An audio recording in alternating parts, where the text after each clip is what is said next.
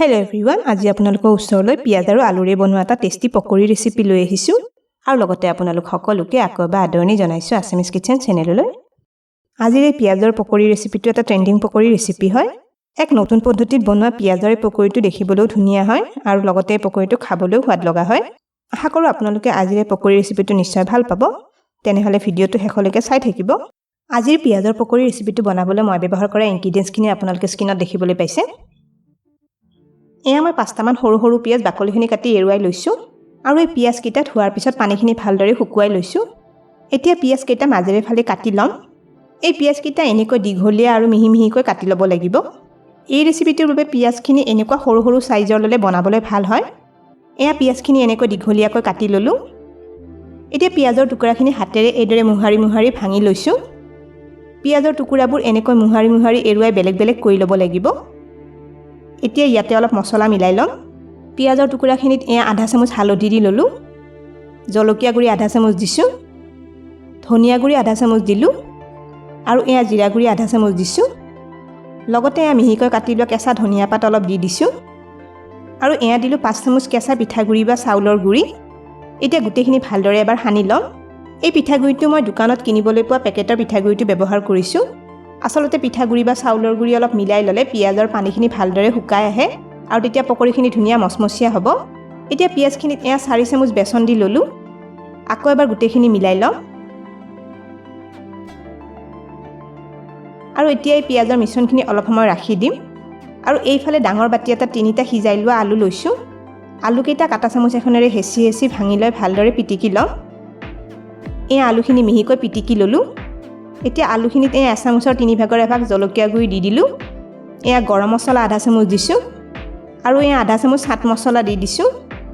অলপ নিমখ সোৱাদ অনুসৰি দি দিলো। এতিয়া আলুখিনি মছলাখিনিৰ লগত ভালদৰে মিলাই সানি লম। চাট মছলা অলপ মিলাই ললে পকৰিকেইটা এটা টেঙা টেঙা সোৱাদ আহিব। এইখিনিতে এটা ৰিকুৱেষ্ট কৰিলো, ভিডিঅটো চাই ভাল পালে লাইক আৰু শ্বেয়াৰ কৰি দিব।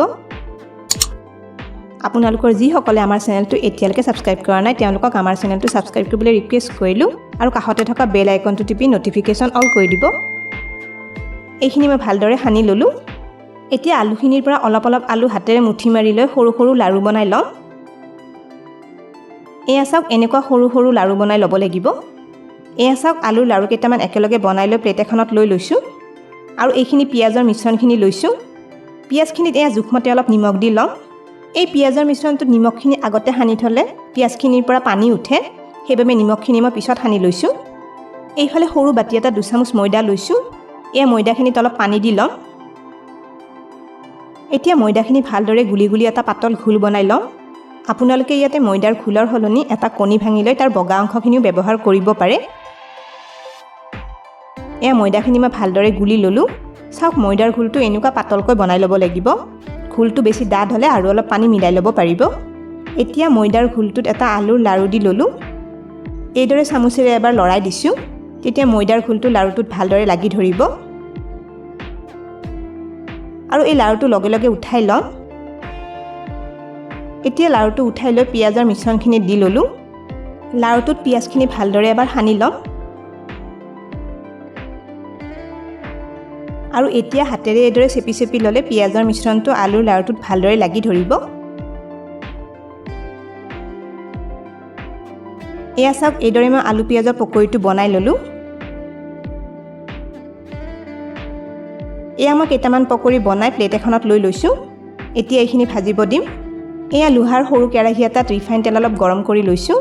এতিয়া গেছৰ জুইটো অলপ কমাই তেলখিনি ঠাণ্ডা কৰি লম আৰু এতিয়া কেইটামান পকৰি তেলত দি লম। এই কাষ্ট আইৰণৰ কেৰাহীটো আমাক ইণ্ডাছ ভেলীৰ ফালৰ পৰা পঠিয়াইছিলে। এই কেৰাহীটো সৰু হোৱাৰ বাবে কম তেল ব্যৱহাৰ কৰি ডিপ ফ্ৰাই কৰিব সুবিধা হয়।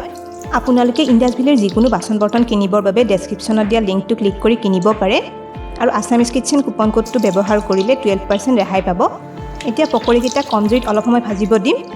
2 মিনিটমান ভাজা হোৱাৰ পিছত পকৰিকেইটা অলপ অলপ লৰাই দিছো। এনেকৈ পকৰিকেইটা চাৰিওফালে ৰঙচুৱা হৈ অহালৈ মাজে মাজে লৰাই থাকিম। প্ৰায় 4 মিনিটমান পকৰিখিনি ভাজি ললো। পকৰিকেইটা দেখিছেনে ধুনীয়া ৰঙচুৱা হৈ আহিছে। এই পকৰিকেইটা যিহেতু সিজোৱা আলুৰে বনোৱা হয় সেইবাবে খুব কম সময়ৰ ভিতৰতে বনোৱা হৈ যায়। এতিয়া পকৰিকেইটা এটা এটাকৈ তেলৰ পৰা উঠাই লম। গোটেইখিনি পকৰি ভাজি লোৱাৰ পিছত প্লেট এখনত লৈ লৈছো। এইদৰে বনোৱা পিঁয়াজৰ পকৰিটো দেখিবলৈ ধুনীয়া হোৱাৰ লগতে খাবলৈও খুব সোৱাদ লগা হয়। এই পকৰিৰ বাহিৰ ফালটো মচমচীয়া হয় আৰু ভিতৰটো ধুনীয়া কোমল কোমল হয়। তেনেহ'লে আজিৰ পকৰি ৰেচিপিটো আপোনালোকে কেনে পালে কমেণ্ট কৰি নিশ্চয় জনাব। ভিডিঅ'টো শেষলৈকে চোৱাৰ বাবে অশেষ ধন্যবাদ জনালোঁ আৰু ভিডিঅ'টো ভাল পালে লাইক আৰু শ্বেয়াৰ কৰি দিব।